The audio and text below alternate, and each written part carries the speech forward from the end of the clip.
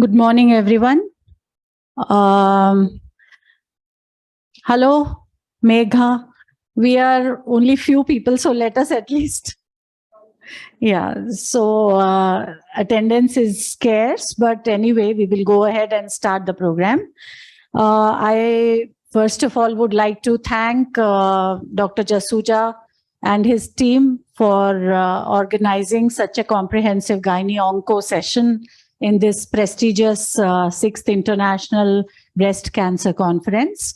And I would also like to welcome you all to spare your time to be here on this Sunday morning for this session on Gynae Oncology.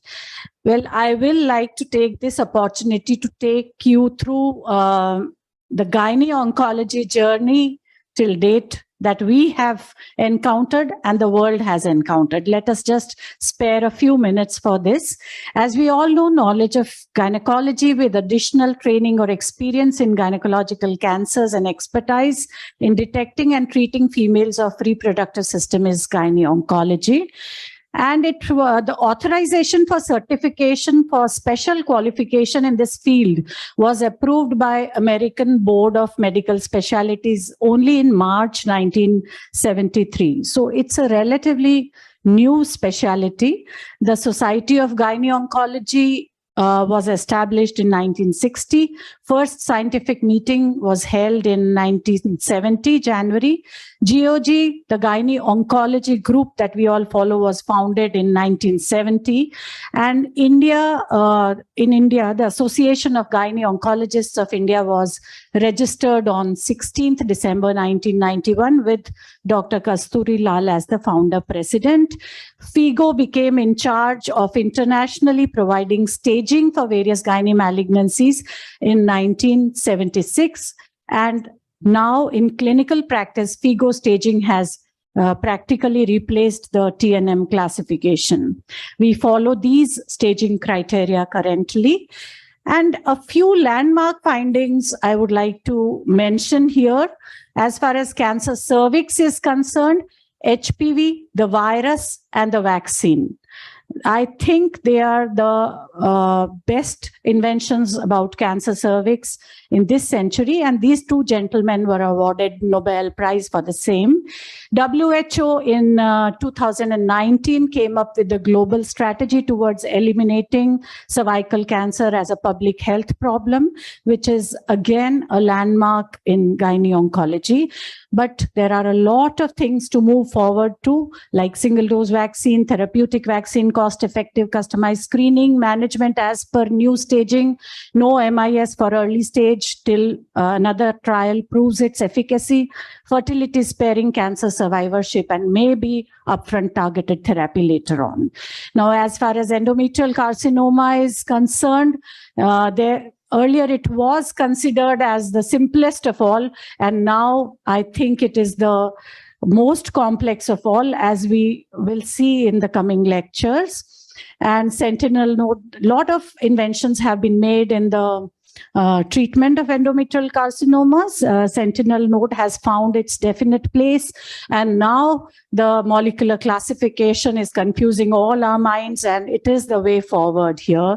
But we also have to find effective management of comorbidities, management strategies in obese patients, improving fertility sparing treatments, skill development in MIS, and targeted therapies. Ovary is the most mysterious of all organs, and it can say I, the ovary, possess a mysterious physiology that affects all from head to toe. It's for a vigilant clinician to decide whether she or he wants me as a friend or a foe.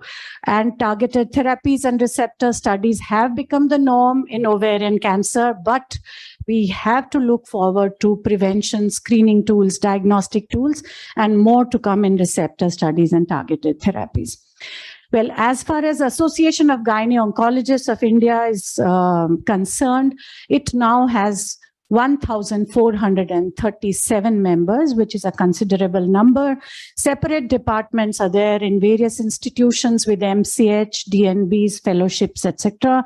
And MCI has made MD, MS in Gynae and OBS a prerequisite for Gynae Onco practice. The journey in Rajasthan has been a little turbulent. When I started my practice in gynae-oncology in 2000, people and practitioners both used to say, "Welcome, ma'am. Ma'am, please aage aa jaiye." People and practitioners both used to say, "What is gynae-oncology?" By 2005, the question was, why do we need a separate branch? By 2013, they acknowledged it as a separate branch, but they said we can do without a specialist. A lot of consistent and persistent efforts made us gain attention to the need of gynae-oncology by 2019, and we formed a consolidated state chapter of Association of Gynae-Oncologists of India. By 2020, opinions were sought from gynae-oncologists for female genital cancers. And 2021, the first fellowship started in gynae-oncology at Mahatma Gandhi University of Medical Sciences and Technology. State chapter was launched in 2019 under the by Dr. Sudhir Bhandari, the then principal of SMS Medical College. And this is the team of founder pillars of Association of State Chapter of Association of Gynae-Oncologists of India. COVID took its toll and we were not very active for 2 years, but we did our share of webinars alone and with other societies. And after COVID waned off, public awareness programs. So this was the milestone. The first medical university was Mahatma Gandhi Hospital and Medical College for starting fellowship in gynae-oncology at Sri Ram Cancer Center. I had the privilege to be the first trainer and mentor of these two fellows. Both my fellows are here today. Dr. Shagun Gupta, Dr. Chandrakanta Sulania, please acknowledge them. They will take gynae-oncology to another level in the state. So just to mention, holistic gynae-oncology services include prevention, screening, management of pre-malignant lesions, multimodality management of all gynae malignancies, and follow-up and palliative care. All of these we are practicing in the form of customized diagnostic procedures like colposcopy-directed biopsies, office endometrial biopsies, hysteroscopy-guided biopsies, therapeutic procedures for pre-malignant and carefully selected early malignant lesions like LEAP, like cone, like trachelectomies, simple and radical, surgical procedures for all invasive cancers like radical hysterectomies, like staging laparotomies, like cytoreductive surgeries for ovarian primary cytoreduction and interval cytoreduction, and extensive cytoreductive surgeries for ovarian carcinomas, like radical vulvectomies, sentinel node biopsies for vulva as well as endometrium. So this is a multimodality management like in all specialties, and especially oncology. We do need the help of our radiation oncology, medical oncology, surgical oncology colleagues, and interventional radiology and palliative oncology have become an indispensable part now of oncology. At our center, we have good diagnostic facilities from basics to advanced diagnostic facilities, excellent oncopathology facilities with histology, with IHC, with receptor studies, you name it, and whatnot. And gynae-oncology doesn't stop here.